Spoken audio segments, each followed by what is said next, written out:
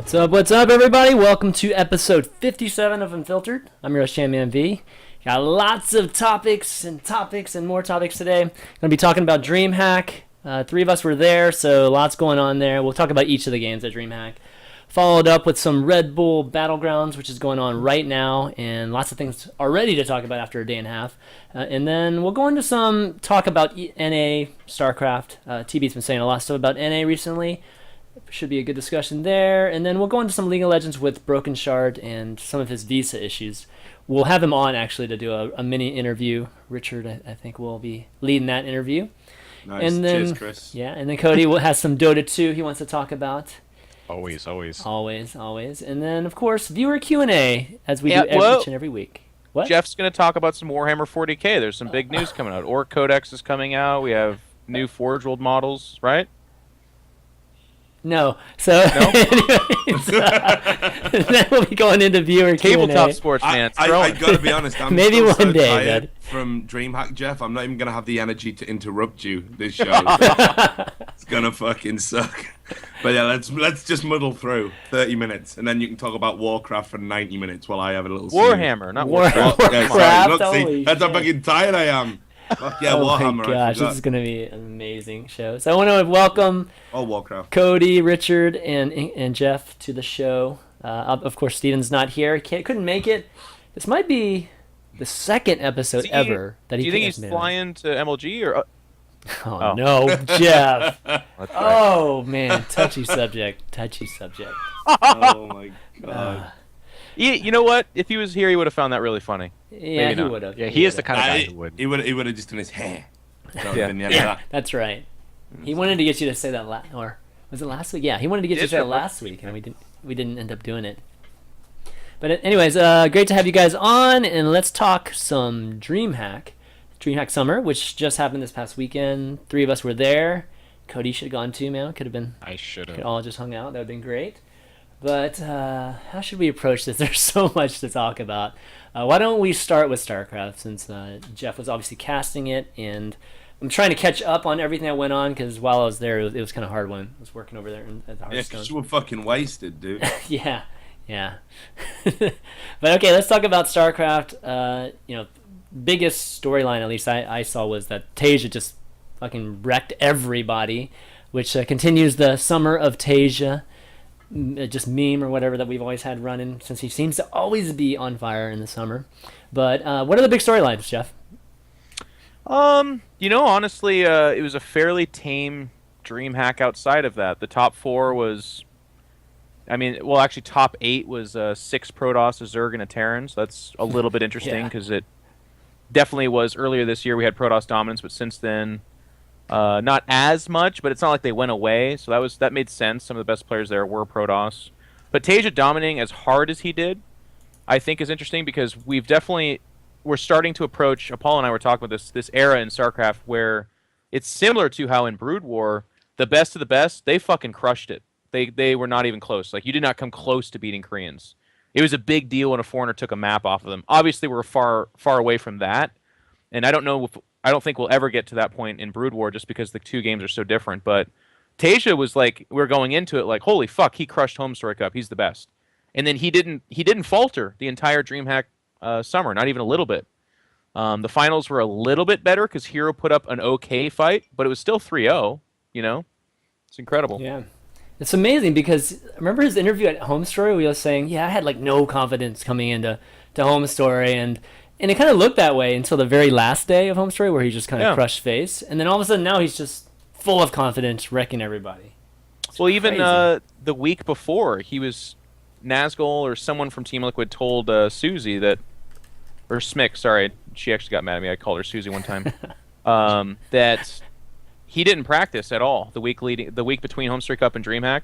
Not because he's like lost all passion, or anything like that, but not that he has a lot of passion to begin with, but it was actually because his wrist is bothering him, so he's trying to minimize how much he plays, which is even more mind fucking boggling, because you can say whatever you want about StarCraft. It is not the kind of game you just don't practice and win at. Like Stefano is kind of famous for putting it out there pretty hard that he doesn't play that much, but he still played quite a bit. He played thousands of games. Tasia's actually not playing that much at all. and very actively saying he wants to retire at the end of the year. He just wants to win BlizzCon. Yeah, This I mean, has to crazy. be.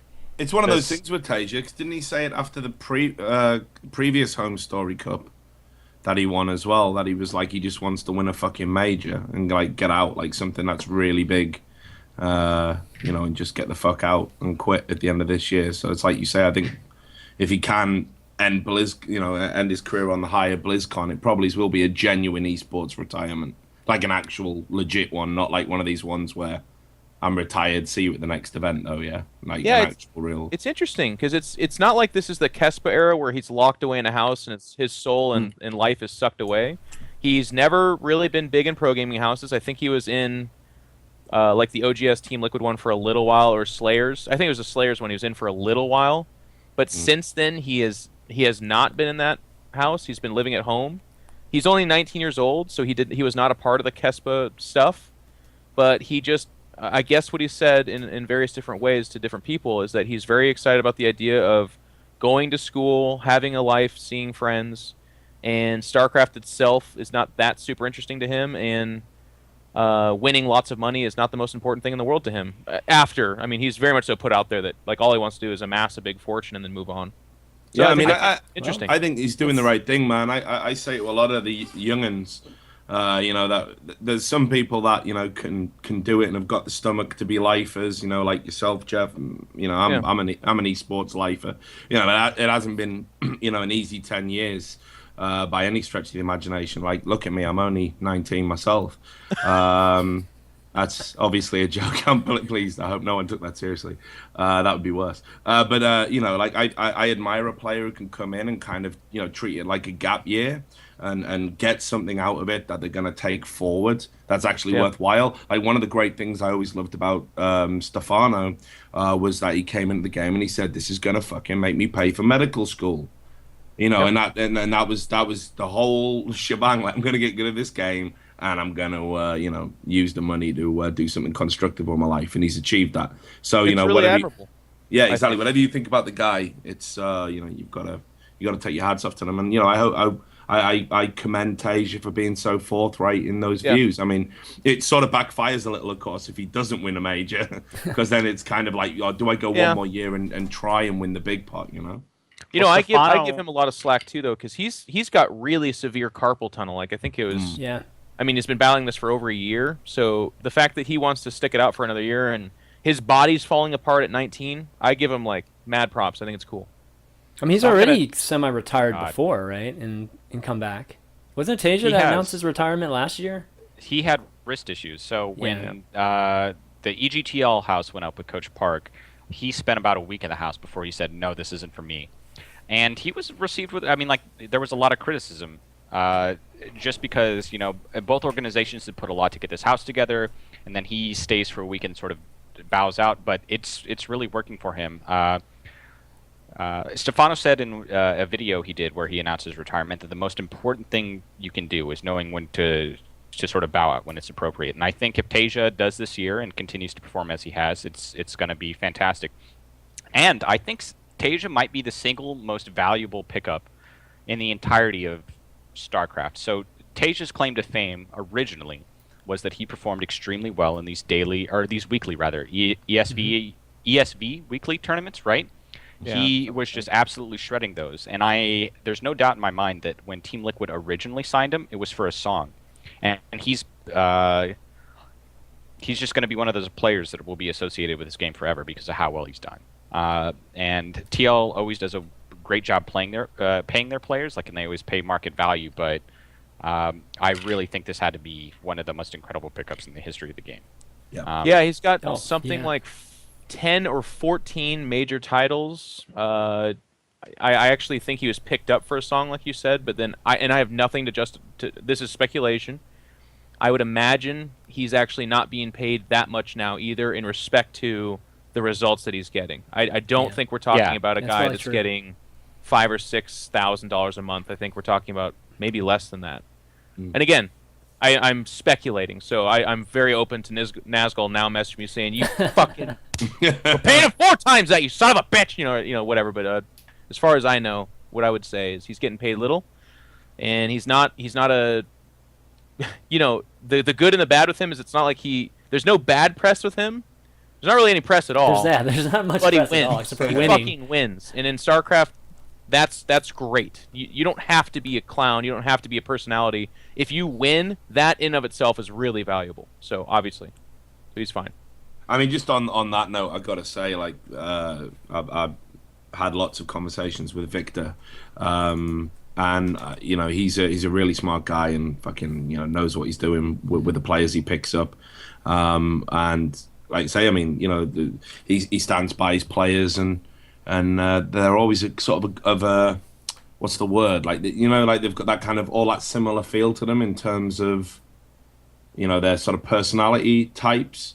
Sure. Do you know what I Really? mean? Like, I think so. I think there's this like kernel within sort of Team Liquid of like for example, I would argue EG as an organization, and I'm sure Jeff will correct me in a moment. Boy, here we go. No, but I mean, like they're not afraid to take a punt on somebody that's flamboyant. They know Right. there's a risk of controversy. Okay. But they're willing to pay, to sort of gamble on a personality, and maybe results come, maybe they don't. But you know what? The personality's always going to be interesting and worth talking about. I think Team Liquid are, like you say, it's like we don't care win or lose, but we want you to sort of exude a certain, and it's not professionalism because that would imply everything I've said about EG isn't professionalism. But it's like, I know they're like the safe bet in the casino. No, I strongly agree with you, and Yeah, I I think think that's actually fair. the analysis that you're coming close to that I would push it a little bit more in the direction of is that EG, like that they hire people that they like market around and like, and oftentimes that is the prick, that is the dickhead, and that's kind of EG what they want. They want people that ideally can back it up, but are also attracting attention with their mouth a little bit because that's interesting. Arteezy, Idra, Huck. Yep. Our COD team's pretty manner, but they're not afraid to go ham a little bit. Like it's all across the board. But Team Liquid, on the same note, is very different in the sense that they want people that are much more like this. They're like, I mean, it's good versus the really good people that are like that are good at the game, but perhaps show more promise as opposed to are currently very good, which is where EG is different too. They sign champions and people that have proven to be good, whereas Team Liquid signs people that like are showing promise. And that was Tasia, a little bit less so Rep, but even TLO at the time was like a big deal, but a big deal in a small way. It wasn't like he was winning major tournaments. Hero And the list team. goes on. Tasha's a Team Liquid player through and through, though. I'll be absolutely candid. Tasha's one of the few Team Liquid players that, when I was managing EG, didn't send me messages when contract negotiations came around. And a lot of your favorite TL lifers did, and he's just one of those players. Like I think like he'll retire with that jersey without a doubt. Oh, absolutely. Absolutely. Well, if it's this year, It'd be a of course. shame if he didn't, because I mean he will. It's actually not even. I've speculating just on- noticed. Sorry, I'm doing that interrupting thing again. But do you know it says on the overlay Dream CAC, Oh, does it? Oh, whoops. Whoops. which Click on the minus. I don't know. I don't know if the word CAC has made it across the Atlantic yet, but it actually sort of means shit in the UK. Oh, does it? So, Well, yeah, that's it's not okay. what was intended. I hope that's just goes above and beyond all the DreamHack staff who looked after us wonderfully for the 5 days we were there, and they don't like just look at the muted overlay thinking Chris Chan's fucking gone ham. I'm sending hiring him messages again. across. Yeah, that's exactly what I'm doing. So there we go. Just people are saying I'm a cock. I think it's better I pointed it out. Like, sorry guys, could have done the whole show with it. But anyway, sorry. All right, so how about Mana making a top 8? That a pretty good storyline there, or There's a few things like we'd be remiss not to mention also that a 15-year-old kid won Oh, 2 yeah. groups and made it really far. That's cool for him.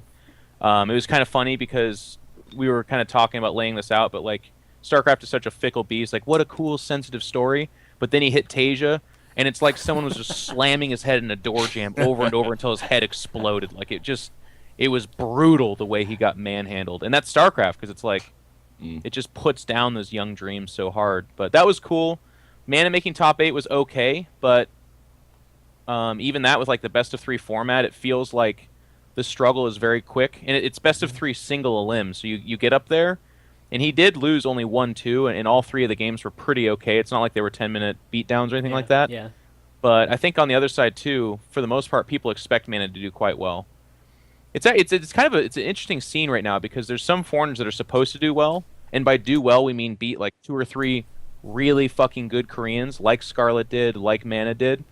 But unless that also includes them like going to the finals, it's pretty forgettable. I don't know why we got here in this scene, and I'm not faulting anyone for it because I'm the same way. You're like, how about Mana top 8? And in my mind it's just like, yeah, pretty cool. I actually thought the whole Siak or Shaq, or however the fuck you pronounce it, I thought that whole story was almost played down because, you know, you think about it on the surface, 15-year-old kid, you know, does all of that, you know, generated a lot of hype. That's the kind of thing that we love in esports. We yum that up, right? You know, like the young prodigies, we fucking love it. And then, you know, because of the whole Protoss thing, like I actually saw a lot of disparaging remarks, like, oh yeah, you know, he's just a fucking... You know, he's just a Protoss. He's just another, you know. Those are always there though. Like Protoss guys. I mean, like it just felt... We're Steven when we need him. Yeah, well, exactly. I mean, this is probably why he's not coming on the show because he knew we were going to talk about him in glowing terms. But I, you know, I think it's kind of a shame because I feel if we weren't in the current meta that we're in, where Protoss is so, you know, horrendously out in front, you know, I think probably more people would have talked about it. You know, it's like patch Zergs all over again. You know what I mean? That's what it feels like. I think like that's popular on Reddit and Twitch chat, but for the most part, I don't think his results were diminished because he was Protoss. Like what actually isn't even mentioned is that the way he beat Huck is he went DTs twice, and Huck the second time was just like, there's no way he'd do that stupid build again, and then he did. But nobody brought that up. The sort of brazen thing a 15-year-old and a 15-year-old only would do. Yeah. And ironically, a 15-year-old Huck would do that like 4 times in a row. So circle. Yeah. You know? That's but true. I to be honest, Richard, and this is not like I'm Protoss, so I'm defensive about it. I don't think that's true. Those comments are everywhere, but they were there for Zerg, and then when Terran was dominating, they were there for Terran, but those, you know, the results spoke for themselves, I think. We need a foreigner to take that Naniwa flame. We still haven't seen who's done it. I thought it was going to be Snoot. I thought Snoot was going to have a good tournament, but kind of went out pretty early there. And Scarlet had her moments too, but then she ran into J-Dom, ZVZ. That's always going to be tough. But who do you think is the foreigner right now? Is it Vortex? Is it Snoot? I think he named Vortex, Snoot, Scarlet. Vortex, you know, there's just a thread talking about why don't we see him at more events. He's a college student, and that's definitely his primary focus, or at least. I think he did take the year off, but I think it was last year. He didn't take a year off, did he? He was like Vortex is he? Like where's he at the moment? Which organization's he with? Millennium. Millennium. I think he just got picked up by Millennium. Right. Yeah. Because I mean, that's probably why we've not seen a lot of him. I mean, Mouse Sports is a fucking mess right now. I mean, really. Yeah, that's interesting, isn't it? They signed Deer for a quick hot minute and then they let him go. No, like, literally. Well, I mean, Deer. I mean, like players of all time, and then just give him the boot. Like Totalbiscuit's in the chat, and obviously me and him have talked about it. I've been, you know, digging away on a story relating to that, but yeah, Deer got absolutely fucked, and that organization internally is a mess right now. What do you mean he got fucked? Like Deer is a free agent. This is the fucking. If I'm remembering correctly, the BlizzCon champion. Then you have First, who's in the round of 8 WCS, just qualified for the top 4. Well, he's top 5. Well, anyways, he's qualified for DreamHack winner. Guys, if you're listening, this is a Protoss that you could sign for $1,200 a month, $1,000 a month.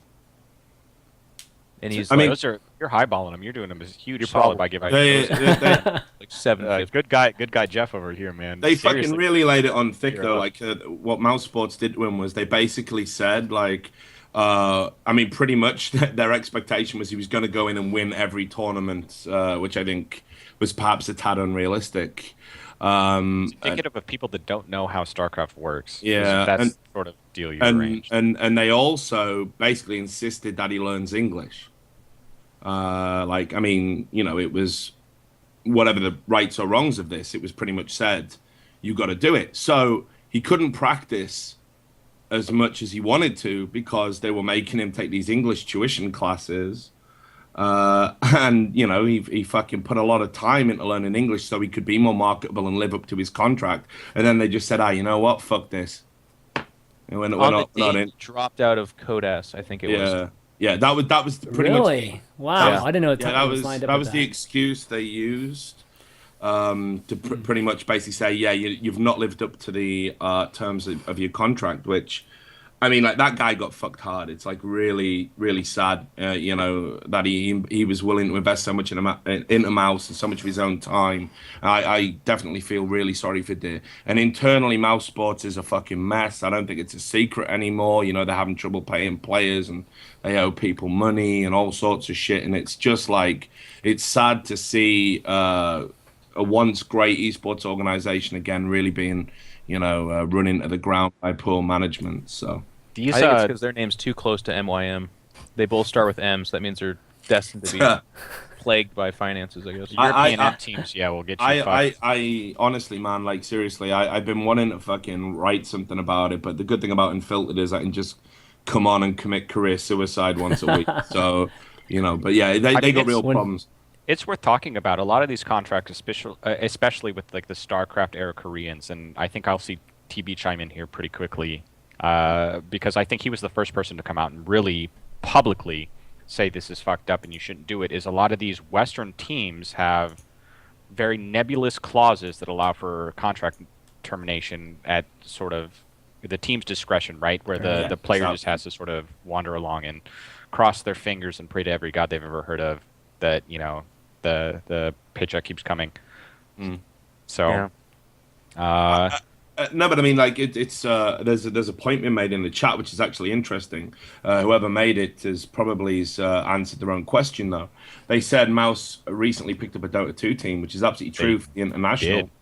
And he's like, well, why would that team join if it was such a mess? Well, first of all, if when a manager signs a team or a player, believe me, it's like snake oil shit. Like you say whatever you got to fucking do to get them a buyer bottle of the esports dream. And I'm not saying Mouse Sports have engaged in any of that activity, but certainly you wouldn't tell them you had problems in other areas of the business. Now I imagine that one of the reasons why they've had problems in the other areas of the business is because they're prioritizing Dota ahead of the international and the Dota wave around in the build up to the international over StarCraft players, right? Like why the fuck wouldn't you? I mean, it's just business sense. If you don't have enough to go around, it's like being in a prison camp and you've got to divide the food up. Like, okay, well, they've had it for a while, so we'll give it to the real, skinny, starving dudes, and that will extend their life, So, and the fat guys can just whine about not getting fed. They've had that's pretty much how they're doing performances, too, at the international. Like, I mean, Cinderin, who is sort of like their flagship player, is doing... I'm sorry, I responded to a message on Skype and laughed. I mean, I don't know. So they recently picked up Team Dog, and they played at Dreamhack this weekend, and they sort of have been, as far as I can tell, a pretty Dota-focused organization. And I don't know. They used to have they used to have a ton of promise. They used to have the Spaniard brothers, who were at one point in time considered among the best foreigners for StarCraft in the entire world. They picked up Illusion.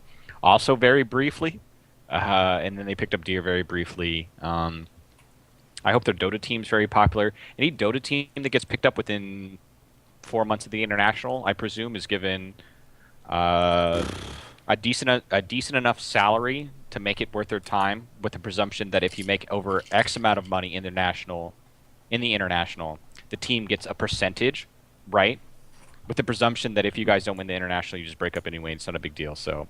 Yeah. If you invest. Well, I feel like what Cody's not saying is that this is a fucking floating rubber boat in the middle of an ocean, flare gun shot in the air, like Dota team. God damn it! Someone see that, please. Someone fucking see that, please. Because if they just go off to the international and lose, and come back, and Mouse is already shaving off players. They're having this is the stuff that's kind of coming out of the organization. If they don't get a huge infusion of sponsorship love from being at the international, I feel like it's not even about sponsor love. The clause will be typically they get a handsome salary in terms of Dota money, and then it is like if you win over X amount at the international, we get a percent, right? So in some of these cases, it can just completely pay for itself and be the equivalent of a tremendous sponsorship if they do well. Yeah. And then if you just, if the team loses, it's Dota, and like these fucking teams will break up anyway, and the contract is fucking worth nothing, and we all laugh at one another and say, "Oh, I wish you the best of luck." That's it. I think that's very true, but there's what I said too is there because it's same with the LCS. Like a lot of the sponsors right now, they know the layman language. They're like, "Oh yeah, you guys got a gaming team," and when LOL's the big dog in the park, they're like, "Well, what's your League of Legends team? Are they a part of that? What is it called? The Lady CS or the Les CS?" That's true. They're like, that's true. They're like, "Oh yeah, we got an LCS team." They're like, "Oh good, here's a check for $100,000." Right now it's the international. So if you go to sponsors and you say, "Yo, we got a great team. We've been around for 10 years. We're one of the best in Europe. Do you want to be with us?" And they're like, "Well, do you have the Internacional? Is it Spanish? Where do you have a team in that?" And then they're like, "Well, no, we don't." And they're like, "Oh, okay, fuck off." But if they're like, "Yes, we do," they're like, "Oh, well, shit. Yeah, here's a check for $100,000." Like that's you need to have. That's true. The Yeah, it that is thing absolutely right now. true. If you don't have the it thing, you're not getting sponsors, and that's why, like EG is doing so well because we have the it thing in all kinds of different markets. But that's the first question a sponsor asks is, "What's that thing my son was telling me? He plays the League of Legendarios, Legal Legend. the Legionnaires." Yeah, Legal Legends. You're like, yeah, we got that. They're like, "Oh, okay, let's talk." If you don't have that, it's it. That's it. You're done. It's quite interesting you make that because here's something that kind of bucks that trend, but you are right.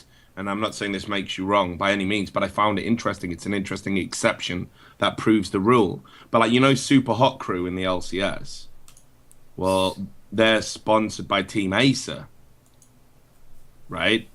So Go on. why would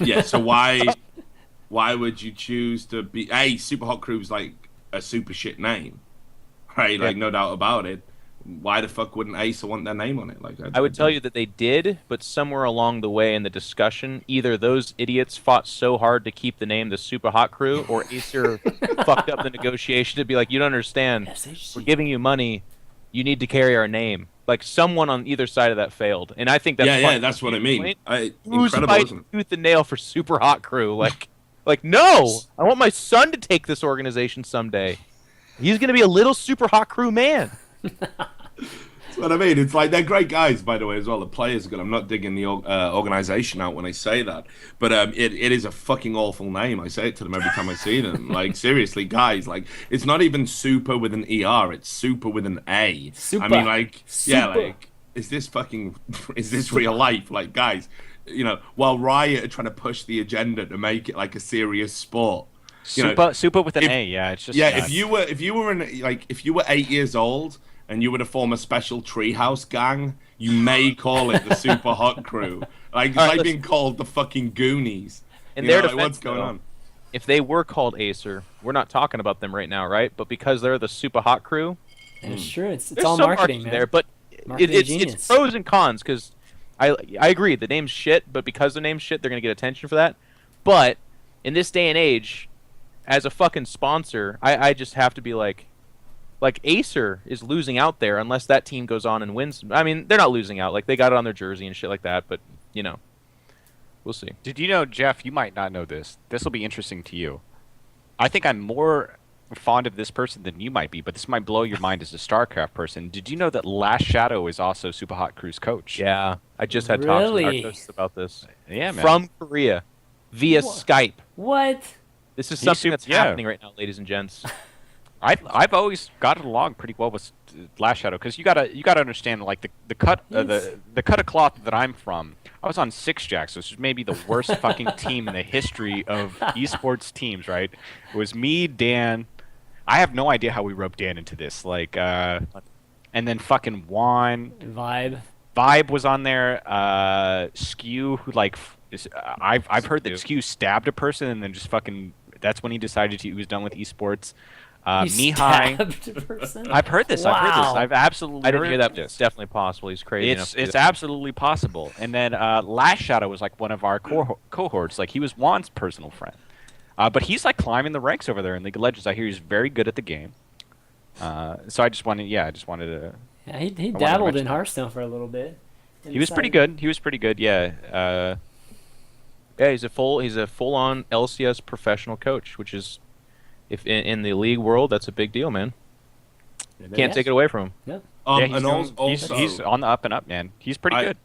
I've had one of my anonymous sources from Korea message me while I was talking about Deer, and they've said that Deer, don't worry, Deer has landed on his feet, and apparently Samsung Galaxy, but they can't put him on the Pro League roster because some good. Kesper roster sign-up rules or something. So there you go, breaking news, people. Yeah, that's good. Well, put it this way, I hope that's true, because, like I say, great guy, and he got fucked hard by Mouse Sports, and it really sucks. So And he's really good at StarCraft, to be honest. That's what's the scary part about this. Just like, yeah, exactly. I guess he didn't win BlizzCon, but he won Season 3 WCS. That's where I got confused. But it's incredible that how bad free agency is right now. Like, if you're a pro gamer and you ever listen to this, don't do slave wager, situations. Like, you're not worthless. You want to be happy. You are playing a game after all. But for fuck's sakes, if you've got a team that's paying and sending you around, you better have a good reason to leave that right now, because it's not good. It's not good out there. Yeah, he won his regional. He ran WCS Korea, which I think actually was most impressive. And then he won Season 3 finals. And then he looked a little cold going into BlizzCon last year. And just months later, man, you're the hottest guy in the world 1 second. And then That's months later, StarCraft you just get fucking dropped. Yeah. That's why Tage is so special. Man. You can do it like every summer. It's like amazing. You need a Reddit account. You need to have that Reddit account prepared like Sad Arthur did. You need that fucking Reddit account ready the second you need all of Reddit to come to your aid, man. Have that ready. All StarCraft players, just add Sad to your name, cut your clan names. What? Just be ready, man, because you don't want to get deered. All right, continuing DreamHack. Any stories in the lines that you guys see for League of Legends and Dota 2? Dota 2? Yeah, Alliance wins Dota. That's sick. Alliance did win Dota. I thought EG had a chance knocked out too. early. I'll tell you a big EG fucking got storyline. Reddit. Right, hold on. Right. Richard, what? I'll tell you a big storyline. This was kind of a joke. It's fucked up now. You brought attention to it. I did. What did I say? It's your fault, Chris. I agree. Fuck, League of Legends or Dota fuck 2 you is my hosting fucking this fault. show. Fuck You you. fucking asshole. Like, when are you going to realize? Like, just let me mumble in the background and let the people who know about the games talk. But anyway, no, here's a fucking incredible story. I did a Dota 2 interview. Dota 2. With a Dota 2 caster called Luminous. I was gonna say, this already is beginning amazing. You did a Dota 2 interview. Go on. Right, yeah, see, and I only sort of did it because I was hired by Twitch, and they were like, they were just bringing me people to interview. And I was like, oh, fuck Dota 2, right? This shit just got fucking real, you know what I mean? So I had to research a bunch of shit, like, I don't know what the fuck I'm talking about. Oh, I would have Show up paid in to his see Cotto this. uniform? Oh, I need to see this. Yeah, right, so we did the interview together, and it was it went really well. But I was like, well, it doesn't matter how well it goes, because, like, If that's the end of this story, I'm gonna poop on you. No. I was like, it doesn't matter how well it goes. As soon as it gets on fucking Reddit, bring on the death threats, right? But I've been fucking slating the Dota community like non-stop ever since Dietide. That was it, right? Like, and I was just waiting for it. And what a bunch of reasonable assholes. Seriously, like, I know they were like, you've said some dickish things in the past, Richard, but I respect your content and hope you do more. There we go. And I was like, is that fucking real? Like, I was all It's braced the magic for formula, it, man. dude. It's It the was magic. It's a trap, man. Richard, Oh, you don't yeah. get the drama when you're expecting it, man. It's when you don't expect it. That's when it hits the hardest, though. You know that. Jeff is absolutely right. Yeah. It's true. so literally, I may do more, and in committing to do that, I'm sure the death threats will come. But congratulations, Dota 2 community, you You're on proved me wrong. right now, as far as I'm So concerned. do we want to do Dota 2 now? DreamHack. We should do all of Dota 2 right now because it All will right, get let's lost. do it. It's fine. We'll do all of Dota 2. Okay, so fine. we're gonna do all of Dota 2. We're gonna start with DreamHack. Evil Sorry, geniuses. someone just said, why is Semler talking about Dota 2? Sorry. I'm absolutely leveled by that. Sorry. Oh, sorry. Just give me a minute, please. Oh, So God. big storylines coming out Oh, of man. DreamHack Dota 2. Evil Geniuses won the summit the weekend prior over two Chinese teams, and they just fell flat on their asses. It was absolutely crazy. So their first match was versus Alliance, and it was a best of one. Alliance manhandled the team, and then they played the newly flagged Mouse Sports squad and got wrecked also. There were a lot of it was very interesting. There were a lot of allegations about oh man, we're really jet lagged. But then people sort of postured back and they were like, well, I'm sure the Chinese teams last weekend that you shredded and sort of, wandered over were really jet lagged too. But the big storyline was Alliance. So Alliance, the TI winners last year, actually just went nuts. Their series in the final with Cloud9 was absolutely fantastic. It was a great last series. game. Yeah, it went to Game 5. It was kind of interesting though, because Game 4 was a stomp, but Alliance's ability to just sort of to keep him in the game was absolutely fantastic. They had Admiral Bulldog on the Nature's Prophet, which is sort of like a split push hero. He's wandering all over the map, really keeping him in the game. They had a Ricky, which is sort of an unconventional pick. He fell behind pretty early, which is absolutely the worst thing you want to have happen with that pick. But in Game 5, it was just absolutely incredible. They got a really the support players on Alliance cannot get enough credit. EGM and Ake are just absolutely fantastic players. They got first blood in the mid lane. Ake, I think, was playing an Enchantress, and he just got absolutely incredible creeps. And C9 battled back a little bit, but just those first 3 kills were just absolutely fantastic. They got the mid kill early. They wandered down to the bottom lane with the right creeps. It was just fantastic. DreamHack Dota always just has this crazy ability to just get insane games. And it was good seeing Alliance perform because a lot of people were wondering sort of where they were in the scheme of things, and it looks really awesome. Yeah. And then ESL 1, C9 and Alliance will be playing in the first. They'll be playing one another in the first bracket, so that'll be awesome. And it was a great tournament. The viewership was awesome. I saw about 150K on Twitch, 100K on the English stream, 50K on the Russian stream, and then there were allegedly about 30K in game. So you couldn't ask for a better tournament. And 50 million Chinese. Yeah, a jillion. Rod will come out tomorrow, letting us know that the entire. I think they're actually on MLG TV. I don't know what you're talking about. Oh, yeah. All of the globe watched. Every single person on the planet watched the DreamHack Dota finals in China. But it's they all went to China to watch it. Actually, it was more than the people on the planet. It was 9 billion concurrents. It was really weird. We think some were coming in from Mars, maybe. Mars. The Martians love Dota. On a wavelength. They love Dota. But yeah, it was just awesome. Alliance really needed that boost. I felt like at the start of this year they hadn't been performing at the level that a lot of people expected them to. So that's really good for them. And then there's ESL 1 coming up. So it's interesting. You get to see all these teams playing. It's funny because ESL 1 is a 200K tournament. DreamHack was the same, and these are warm-ups for the international. I just think pretty nice. It's just so awesome. That's what's actually so funny about this to me, taking that outward glance looking in as a StarCraft 2 centric guy, obviously, but actually DreamHack League was $250,000. ESL 1 is a $200,000 outdoor stadium tournament. And they have some buzz for sure. Especially ESO 1, people are interested to see if IEM can put on a Dota event that big. They've got Red Eye hosting it, which is very unconventional. Red Eye is not a Dota guy, so I'm sure it'll be very polished, but that's interesting, But anything that lands within the epicenter of TI4, which in that footprint is 2 months before, probably 2 months after, where it commands your attention.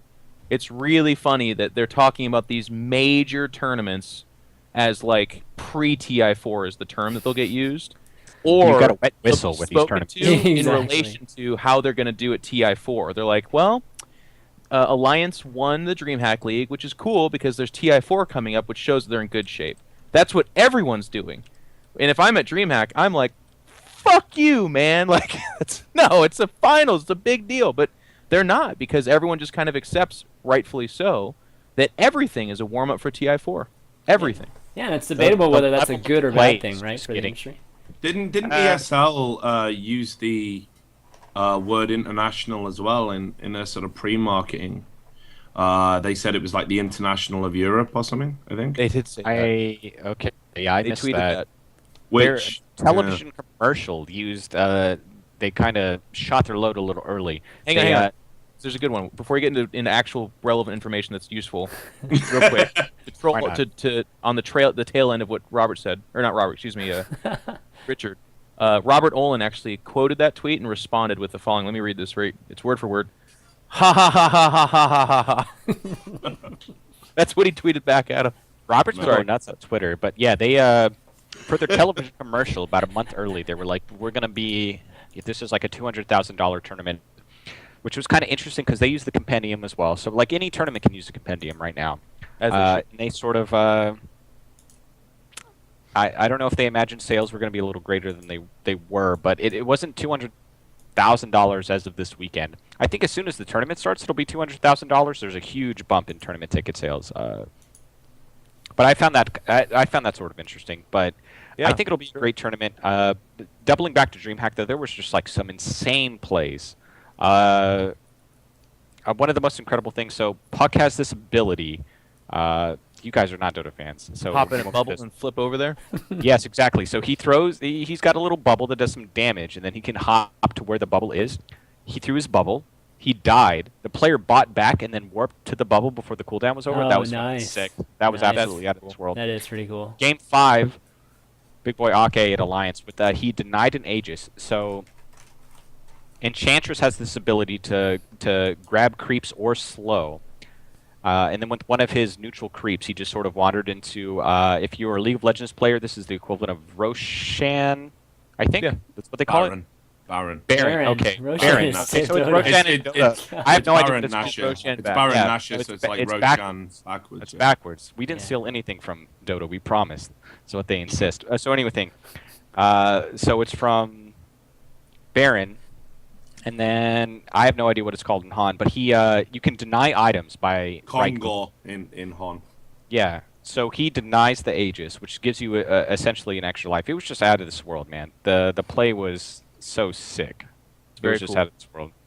So really, hats off. I don't know what it is about the DreamHack tournaments to just bring out the crowd. The crowd was really loud too. To have a Swedish team go to the finals is a huge. That's absolutely that helps.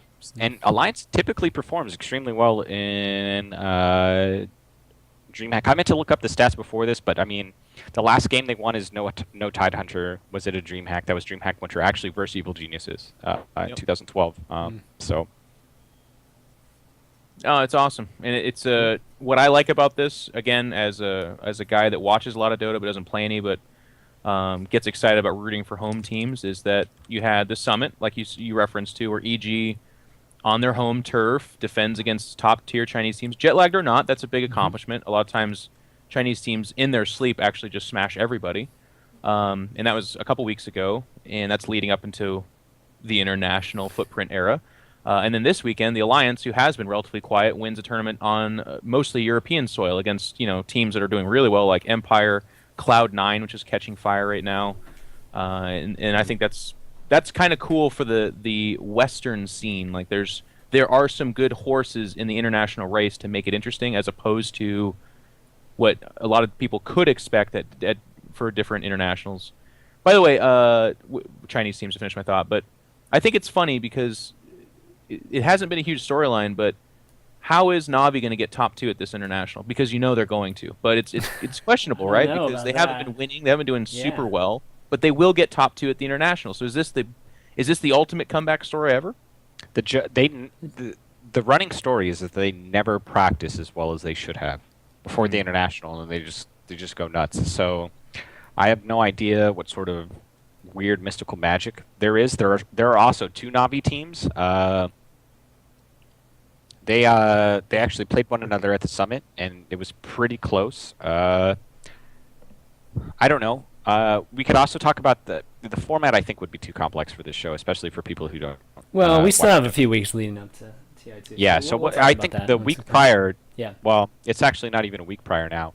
The Did week you hear prior, that, guys? He called you an idiot. Did you hear that, viewers? You specifically, listen to this. Cody just called you an idiot. Stop watching. I called you 3 idiots. I think these guys are pretty well informed, but you don't follow. Oh, nice fucking save, dude. The format is just absolutely nuts. The format is crazy. There are like 4 stages before the main bracket. Yeah, it'd be a lot to cover. So we should maybe cover it before it starts, but it's a little weird. Yeah, I mean, like, even, it's possible. So some of the teams that were invited might not make it to the main bracket. Oh wow. Okay. Yeah. I'm going to be munching on some popcorn for that Team Liquid second place round robin that they got to do to see if they even play in the international. Exactly. Yeah, I mean, it's entirely possible that team might not even make it. Might not make it to phase 2.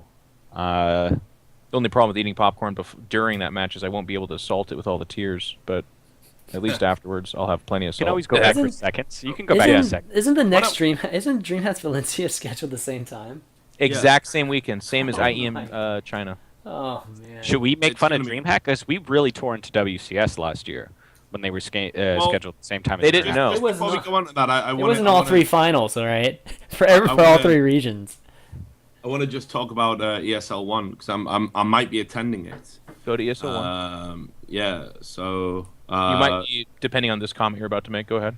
Yeah. Well, no, it's just it's what I find interesting because I don't know if people are aware of this publicly, but obviously Paul's going to be the host of the event. Mm-hmm. But I know that Paul actually was sort of tasked with finding a host for the event. And he originally approached Tasteless, but I think he couldn't do it because of StarCraft-related commitments. So I just think it could have been, it would have been an interesting sort of deviation from the normacy. Sort of, we all got hyped about Nick's, hosting job that he did with the Dreamhack guys. I think it would have been interesting to see how that translated to a Dota event, especially one in front of such a, large crowd. So, Red Eye's a master at what he does, but Nick's a very different kind of host. I don't know which one would have been a better fit with the Dota community. So that's if you look, what about? I don't know, but if you look at Nick's Twitter, you'll see at different points over the course of the year where he asks, like, hey man, like, does anyone want to play Dota with me? Can anyone coach me? I remember those things. Yeah, I remember too. Yeah, they definitely happened. So I think Nick was being groomed to be a Dota guy. Mm-hmm. I think that ship has sailed. I think that's if you were to, I think right now, even though Nick is, I think, a really fantastic host, and at Dreamhack Bucharest, I thought he was absolutely in his form. I think panel host specifically, yeah. Yeah, I think bringing him over to Dota right now is sort of a lost cause. I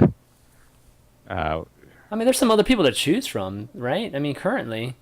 Yeah, why not but James? But they're all in Dota. They're all in Dota. I'm one of those. No, people, actually, I think to his Ross, point, for hosting, it's basically like the good studio guys, and that's it. Yeah. For hosting. Yeah. And the good studio guys are awesome. There's no doubt about not it. allowed? They are, but you don't want to have them at everything, especially if you're Exactly. IEM and you're looking, because like the good studio guys are DreamHack, right? Yeah. So if ESO1 is looking to compete with DreamHack for the Dota scene outside of the international, you don't want to bring on their talent, I guess. And I think, like, I mean, look, I know probably Even though they have Bruno, by the way, but yeah, go ahead. Yeah, no, I think there's probably people like that. I don't think I'm a fan of Tasteless, but I can't possibly think why anyone would think that. But Nick's really like, seriously, that job he did out in Bucharest was like, oh, it's fantastic. You'd have to be a piece of shit not to recognize how good it was.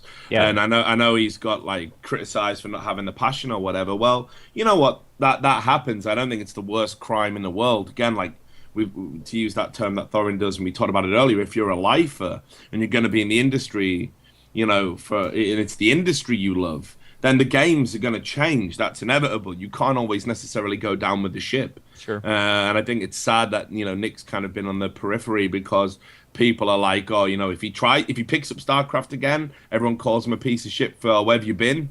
If he doesn't do it, he's lost his passion. It's like it's a lose-lose situation. Yeah. And I think him going into Dota would be awesome. I really hope it happens. I think. I mean, are you insinuating he turned it down? It's 100% impossible. I mean, are you basically insinuating he turned it down? No, I think it was offered to him, and basically I think he had other commitments. I don't know if he's casting something on the same weekend or He could be doing Valencia, or he could be doing Probably not Shenzhen. This is ESL1, not the international. Oh, ESL Yeah, one. ESL Absolutely. one. Yeah, Oh, yeah, right, Wait, right, Nick, it's right. There was no the way he would have yeah. made it to the international. This is just the ESL event. Yeah. But Okay. I think it clashes with the StarCraft event, and I think ESL he's final. yeah. So I think he's already kind of been booked for that, and maybe had to honor the commitment. Okay. So there we go. But I mean, whatever. I mean, it does indicate that he'll probably be getting involved with Dota sooner rather than later, and I think that's an awesome thing. I think the Dota community will love Nick. I think he'll go over really well and do a great job. So I'm looking forward to see how he does. I don't think it'll go over very well at all. You gotta.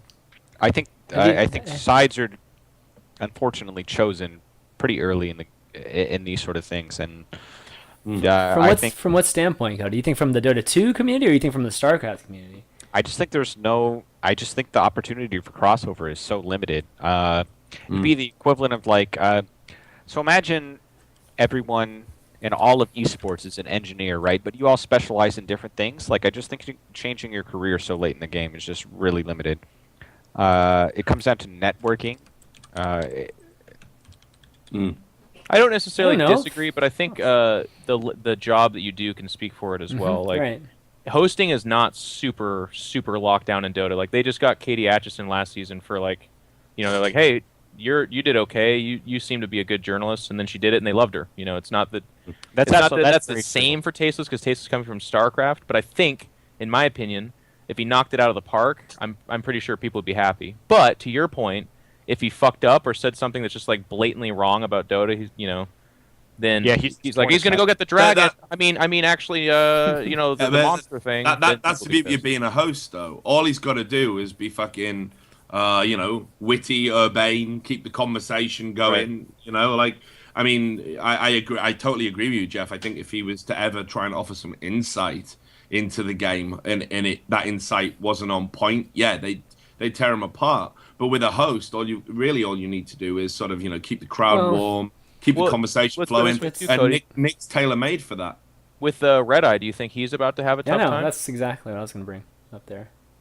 Well, no, I don't think you will. I don't think. No, because Cody's point was that to switch your career or whatever is like suicide right now. So I'm asking if he thinks Red Eye's about to get slapped. Paul's never attached himself to one game. Paul has never been a host. I think, like, I never thought Paul was a StarCraft 2 expert. I thought Paul was tailored himself to whatever hosting job he needed to do, and I sort of Paul was always. It's interesting when you think about it like this, because it gets leveled in two ways, in my opinion. Sure. I either affiliate someone with an organization or I affiliate them with the game, right? So with Nick you and affiliate Dan, Red Eye with hosting. I affiliate Red Eye most recently with ESL, because he did Hearthstone too at Katowice, and I thought he did okay enough. So maybe it's just a branding thing with me, and maybe that's just the way I think. I think. I mean, that's ideal for a host too, right? That's pretty much what you want for a host. I mean, put it this way. But it moves so quickly, so I'm actually rethinking some of my steps. Like, yeah, I was going to say your argument kind of falls apart because Paul was a Counter-Strike caster. He was considered the voice of Counter-Strike. I mean, him and Dan Joe is Miller now fight over the that facto fight. Hearthstone person. So yeah, like maybe I am making these mistakes. However, and I could be wrong, I can't imagine Nick ever becoming a premier Dota, a voice of Dota.